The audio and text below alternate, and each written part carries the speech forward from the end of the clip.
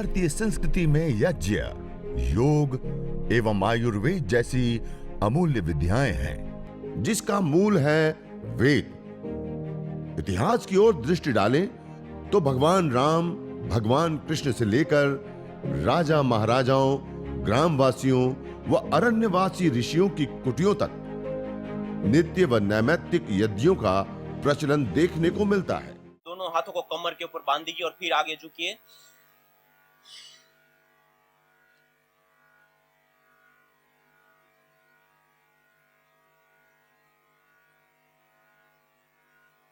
फिर वापस ऐसे योग मुद्रासन, ऐसे ही वक्रासन।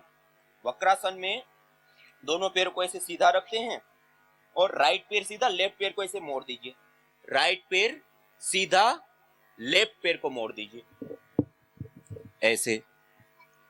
अब जो पैर सीधा है उसी हाथ को आगे सीधा, जो पैर मुड़ा है उसको पीछे, उस साइड के हाथ।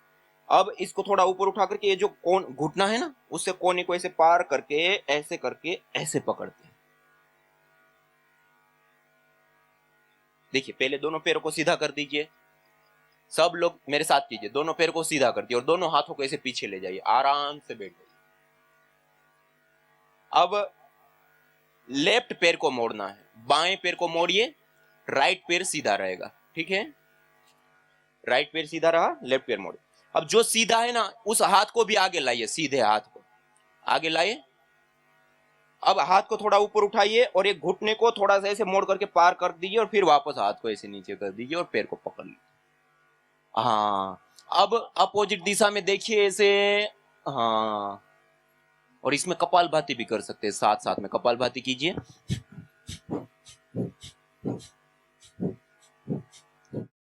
इसको कहते हैं वक्रासन। ये वक्रासन पेट के लिए भी, पेनक्रियास के लिए खास करके, और उसके साथ साथ विशेष रूप से जिनको कमर में दर्द है, सर्वाइकल स्पॉन्डिलाइटिस या मेरुदंड की समस्या, उसके लिए भी अद्भुत लाभकारी होता है। ऐसे ये वक्रासन का अभ्यास। फिर वापस रिलैक्स, सामने आ जाइए। अब अपोजिट दिशा में, अपोजिट दिशा से कीजिए। अब लेफ्ट पैर को मोड़ेंगे और लेफ्ट पैर को मोड़ करके राइट साइड को, मुख को ले जाएंगे ऐसे, अपोजिट दिशा में, जैसे किया था उसका अपोजिट, एकदम ऐसे ऐसे। ये वक्रासन का अभ्यास, ये भी अद्भुत लाभकारी होता है कमर के लिए, मेरुदंड के लिए, पेट के लिए, पेनक्रियास के लिए, डायबिटीज की प्रॉब्लम वालों के लिए। फिर वापस आ जाइए ऐसे। ये वक्रासन के बाद अब करेंगे अर्ध मत्स्येंद्रासन। अपने लेफ्ट पैर को पहले ऐसे मोड़िए, जैसे दोनों पैर को पहले सीधा रखिए। अब लेफ्ट पैर को मोड़ करके उसके ऊपर ऐसे बैठिए। अब राइट पैर को ऐसे ऐसे थोड़ा थोड़ा मोड़िए, घुटने तक एडी को लाइए। अब एडी घुटने से परली ओर जाने दीजिए, एडी को ऐसे।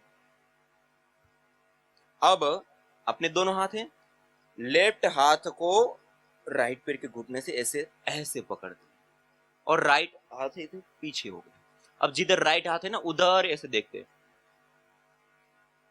और इसमें भी कपालभाति कर सकते हैं साथ साथ में।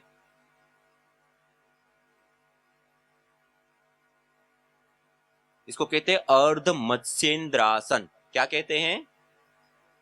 जिनको डायबिटीज की प्रॉब्लम है ना, ये आसन करना, ठीक हो जाओगे। और जो ऐसे आसन कभी कभी कर लेंगे बीच बीच में, सप्ताह में 1-2 बार, उसको कभी डायबिटीज की प्रॉब्लम नहीं होगी, छोड़ दीजिए।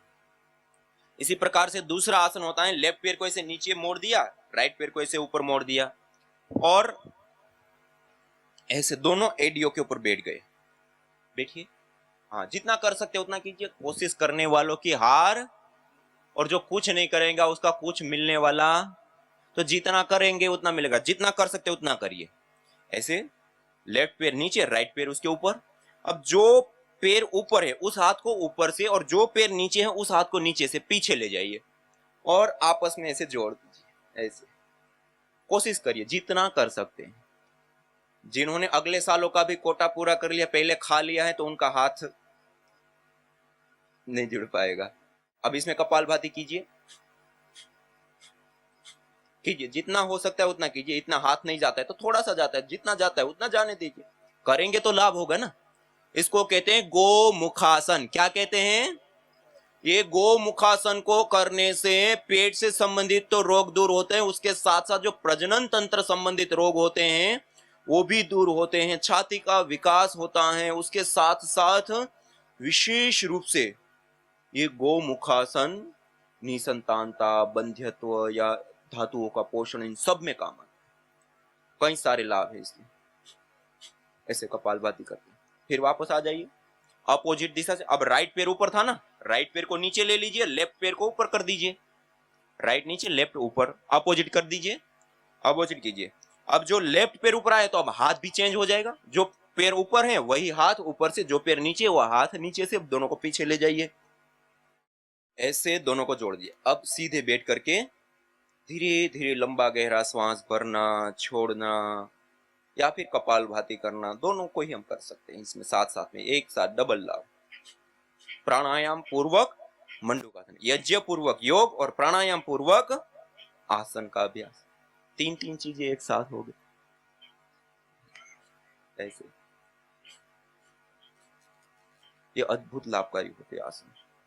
ये जिनको भी पेट, देखो कल जितने भी लोग आए थे ना, उसमें सबसे ज्यादा ये प्रॉब्लम थी कि मेरे को गैस बन रहा है, कब्ज बन रहा है, एसिडिटी की प्रॉब्लम है।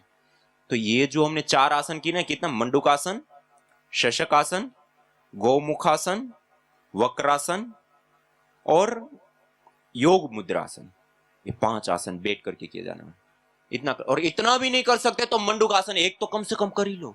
जबरदस्त, एक भी कर लिया मंडूकासन अच्छे से, जो हमने आगे झुके ना वो भी कर लिया, तब भी अद्भुत लाभ होगा। और इसके अलावा लेट करके किए जाने वाले कुछ महत्वपूर्ण आसन, एक होता है पवन मुक्तासन, एक होता है उत्तान पादासन, नौकासन। ये खास होते हैं पेट के लिए। हमारा आमाशय कमजोर है, छोटी आंत, बड़ी आंत कमजोर है, कॉन्स्टिपेशन, कब्ज, गैस की समस्या है, या फिर उसके साथ साथ पेनक्रियाज आदि से संबंधित जो हमारे भीतर के फंक्शन सारे यही होते हैं, उनको स्ट्रॉन्ग, सशक्त, मजबूत बनाने के लिए अब सीधे लेट जाइए। सीधे लेट करके जो पेट के लिए महत्वपूर्ण विशेष आसन है, बिल्कुल सरल आसान आसन है, सब लोग लेट जाइए। सीधे लेट करके, ऐसे सीधे लेट करके सबसे पहले एक पैर को मोड़िए, ऐसे एक पैर को मोड़िए और दोनों हाथों से ऐसे पकड़ करके छाती के साथ लगा दीजिए, ऐसे ऐसे। इसको कहते हैं पवन मुक्तासन। क्या कहते हैं? ऐसे। और यदि दर्द नहीं है तो अपने सिर को उठा करके नासिका को भी ऐसे घुटने के साथ लगा सकते। यदि पीठ में दर्द है तो फिर सिर नहीं झुकाएंगे, खाली पैर को ही ऐसे मोड़ेंगे। फिर इस पैर को सीधा करके अब अपोजिट पैर लीजिए, दूसरा पैर, दूसरे पैर को ऐसे मोड़ करके घुटने को छाती के साथ लगाइए। और दर्द नहीं है तो सिर को उठा करके नासिका को घुटने के साथ लगाइए, ऐसे। अब दोनों पैरों के साथ एक साथ, दोनों पैरों को एक साथ मोड़िए और दोनों को ऐसे छाती के साथ लगा दीजिए।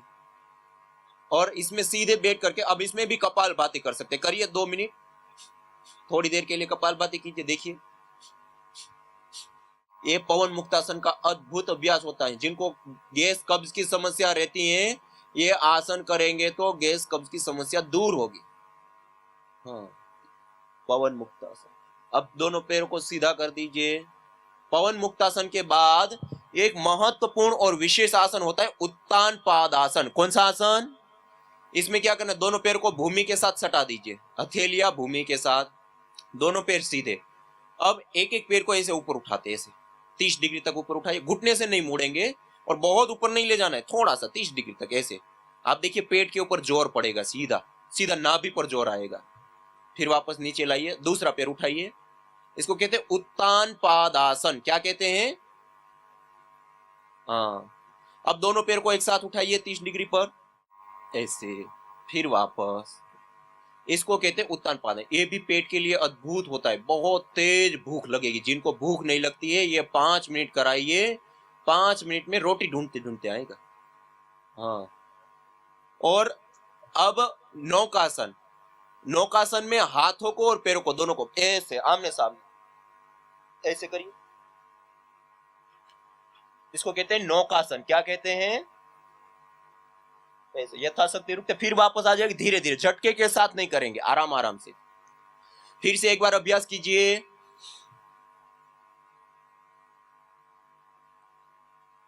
सरल सरल है ना, आसान है, आराम से कर सकते हैं ये अभ्यासों को। ऐसे ही एक अभ्यास और है, दोनों पैर को ऐसे घुटने के साथ मोड़ दीजिए, ऐसे दोनों पैरों को मोड़ दिया।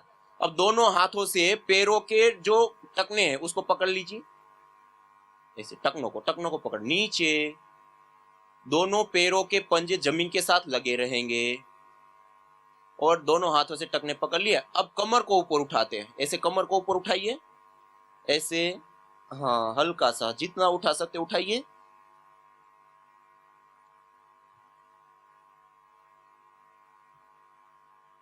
इसको कहते हैं कंधर आसन। क्या कहते हैं?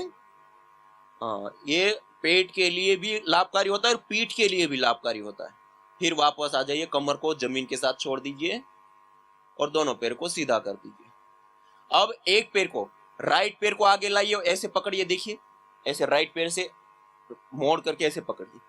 अब सिर को ऊपर उठा करके और ये अंगूठे को नासिका के साथ लगाइए, ऐसे। इसको कहते हैं पादांगुष्ठ नासा स्पर्शासन, ऐसे। अब दूसरे पैर से कीजिए, दूसरे पैर से,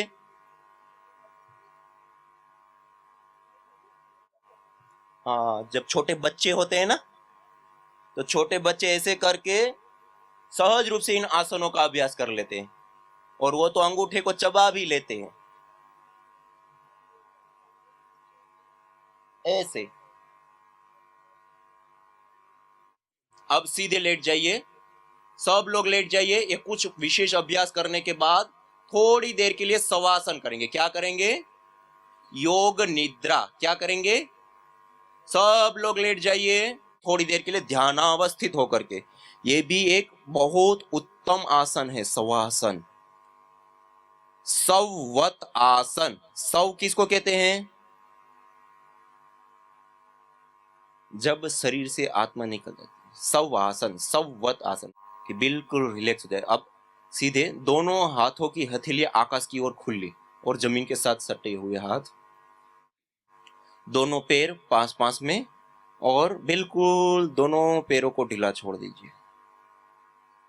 कमर को बिल्कुल ढीला छोड़ दीजिए, हथेली आकाश की ओर, दोनों हाथों को ढीला छोड़ दीजिए, दोनों कंधों को रिलैक्स कर दीजिए। अपने मस्तिष्क को रिलैक्स कीजिए, पूरा ढीला छोड़ दीजिए। चेहरे पर प्रसन्नता की स्मृति। धीरे धीरे लंबा गहरा श्वास भरिए और लंबा गहरा श्वास छोड़िए।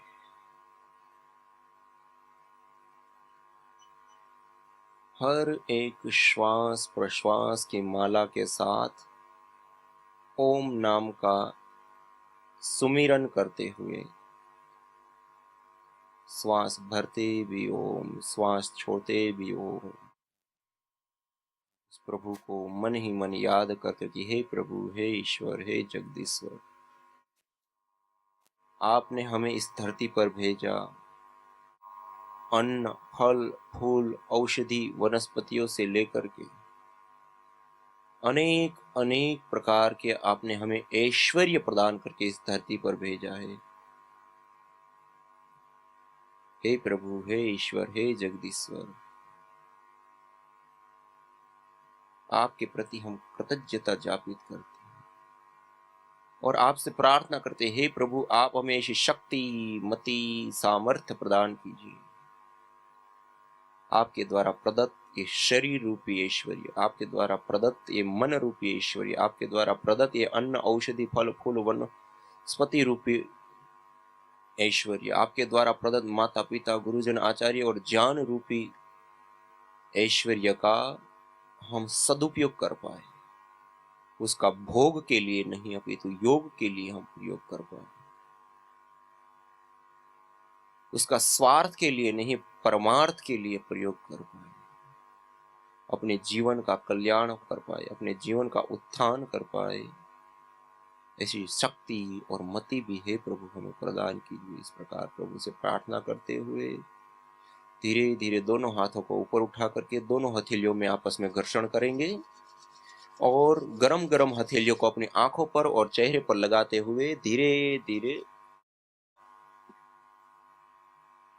आंखों को खोल देंगे और लेफ्ट साइड करवट लेकर के बैठ जाएंगे। लेफ्ट साइड करवट लेंगे, बाईं साइड।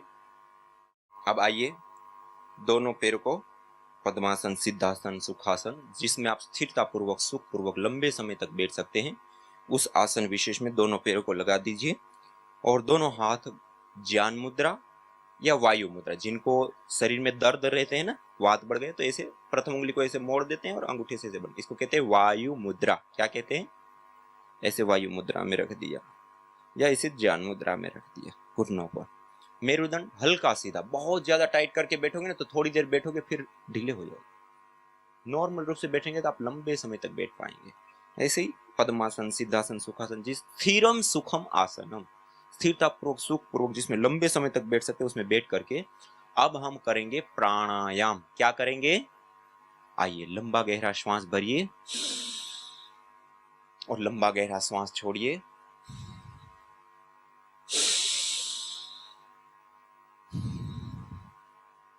इसको कहते हैं भस्त्रिका प्राणायाम। क्या कहते हैं? भस्त्रिका। लंबा गहरा श्वास भरिए, लंबा गहरा श्वास छोड़िए।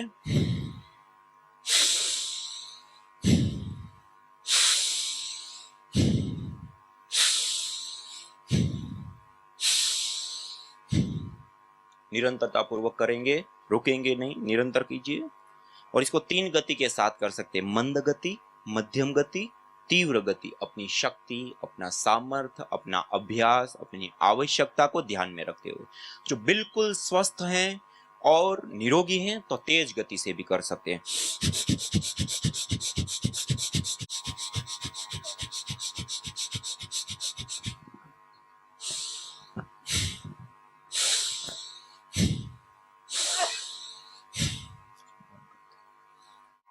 देखिए, मैंने कल आपको एक महत्वपूर्ण और विशेष बात बताई थी। हमारा सबसे ज्यादा और सबसे इंपॉर्टेंट आहार होता है तो कौन सा होता है? कल आपको बताया था कौन सा होता है? वायु। और 24 घंटा हम उस आहार को ले रहे। हमारे शरीर के अंदर बहुत सारे ऑर्गन्स हैं, फेफड़े, लीवर, किडनी, हार्ट, पेनक्रियाज और अलग अलग बहुत सारे। उन सब में से सबसे इंपॉर्टेंट तंत्र होता है हमारे लंग्स, जो 24 घंटा हर समय हमें, वैसे सबका अपने अपने स्थान पर अपनी अपनी उपयोगिता है। जो हम प्राण वायु ऑक्सीजन लेते हैं, जिससे हम जीवित रहते हैं, उसको जितना ज्यादा हमारे फेफड़े अवशोषित कर पाएंगे, उतना ही ज्यादा हम स्वस्थ रहेंगे, निरोगी रहेंगे और लंबी आयु को जी पाएंगे। जब हम ये भस्त्रिका प्राणायाम का अभ्यास करते हैं तो ये भस्त्रिका प्राणायाम को करने से विशेष रूप से हमारे लंग्स की कैपेसिटी कई गुना बढ़ जाती। और हमने एक पिछले सालों रिसर्च किया था, ये जो हम हवन करते हैं ना, यजन, अग्निहोत्र, ये यज्ञ हवन के धूम्र में रहने मात्र से 1 महीना हमने स्टडी किया, उसमें 40 लोगों को लिया। 20 लोगों को प्रतिदिन 20 मिनट यज्ञ कराया और 20 लोगों को नहीं कराया, सुबह और शाम दोनों ही समय।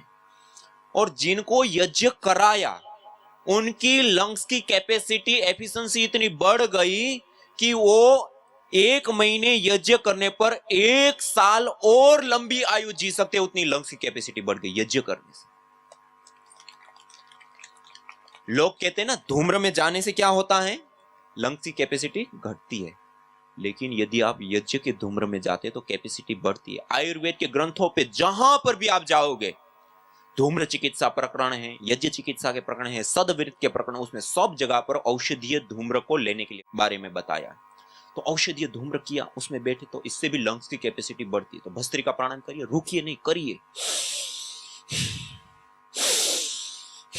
ये अद्भुत लाभकारी विशेष प्राणायाम होता है भस्त्रिका। भस्त्रिका के बाद कपालभाति, पेट को झटका देते हुए नासिका के माध्यम से झटके के साथ प्रयासपूर्वक श्वास को बाहर छोड़ना और सहज रूप से श्वास को अंदर ग्रहण करना। सीधे बैठिए और कीजिए, सब लोग कीजिए, रुकेंगे नहीं, निरंतरता पूर्वक करेंगे। कोई नहीं रुकेंगे, सब कीजिए। प्राणायाम एक ऐसी अनमोल विद्या है, ये कपाल भाती, अनुलोम विलोम, भस्त्रिका आदि प्राणायाम का जो नियमित अभ्यास करता है, उसके सारे organ, liver, kidney, heart, pancreas, छोटी आंत, बड़ी आंत, आमाशय, फेफड़े, ये सारे के सारे जो हमारे भीतर के फंक्शन है ना, वो जब स्ट्रॉन्ग है, सशक्त है, अच्छे से काम करेंगे तो शरीर में कोई रोग आएगा ही नहीं। और यदि ये स्ट्रॉन्ग नहीं रहे तो अनेक प्रकार की बीमारियां होती रहती। न जाने कितनों ने आहुतियां दी इन अमित्र रोगों के संतापों से, है वर्तमान भी आज दुखित, न पूछो भविष्य के प्रकोपों से।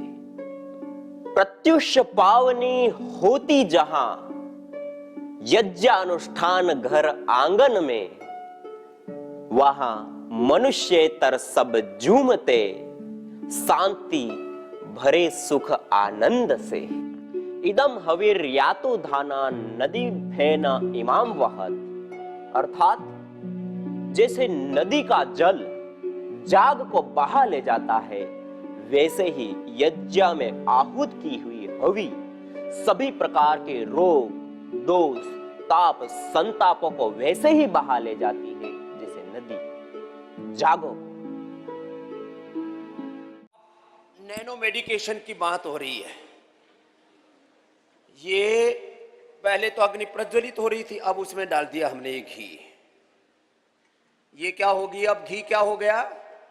औषधि हो गया। पहले तो घी खाद्य द्रव्य था, ये खाद्य द्रव्य क्या हो गया? अब ये हव्य हो गया। खाद्य द्रव्य क्या हो गया बोलो? हव्य। और ये होगी नैनो मेडिकेशन। क्या हो गई बोलो? Nano medication. नैनो मेडिकेशन की पूरी दुनिया में अभी चर्चा ही चल रही है, इन बावड़ों को पता ही नहीं नैनो मेडिकेशन क्या है। सारी दुनिया घूम फिर करके यही आने वाली है। ये गूगल है ना, गूगल खिलाते हैं आपको, Yograj Google, Singhnath Google, Kaishor Google, त्रियोदशांग गूगल, ऐसे लाख शादी गूगल। हड्डियां कमजोर हो तो जिसकी हड्डियां कमजोर हो और दवाई हजम ना होती हो तो यज्ञ भगवान को खिलाओ और तुम्हारे भीतर चला जाएगा और तुम्हें जोर भी नहीं लगाना पड़ेगा, जोर यज्ञ भगवान लगा लेगा। बोलो यज्ञ भगवान की। ये यज्ञ भगवान है। ये बहुत बड़ी बात बता रहा हूं तुमको हजम होता नहीं है। तुम घी खाते हो तो कोलेस्ट्रॉल बढ़ जाता है, गूगल खाते हैं तो एसिडिटी बढ़ जाती है। एक माता तो कल आई, बोले बाबा जी मैं तो गोली खाती थी, ऊपर से खाती थी, नीचे नीचे गल जाती थी, डाइजेशन अच्छा नहीं तो कोलाइटिस हो गया था। ये लो, अब ये नैनो मेडिकेशन है। जिनको कमर में दर्द है वो करो। अब देखो ये नैनो मेडिकेशन है, ये तो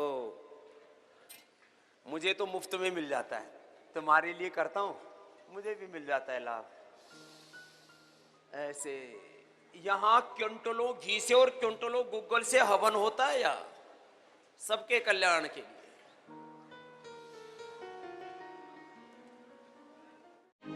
यज्ञ भारतीय संस्कृति का मूल है। तो आइए हम संकल्प लें, संसार के श्रेष्ठतम कर्म यज्ञ को अपनाएं। पिंड और ब्रह्मांड में संतुलन कायम करने वाले यज्ञ को अपने जीवन का अभिन्न अंग बनाएं एवं प्रकृति मां के प्रति अपने ऋणों को अदा करें। विश्व स्वास्थ्य का एक नारा, यज्ञ से होगा जग उजियारा। भारतीय संस्कृति की अमूल्य विरासत यज्ञ की महिमा को जानने हेतु वैदिक चैनल पर प्रतिदिन प्रातः एवं सायं 11:30 बजे यज्ञ महिमा कार्यक्रम से जुड़े। विशेष जानकारी हेतु संपर्क करें। मोबाइल 9068565306।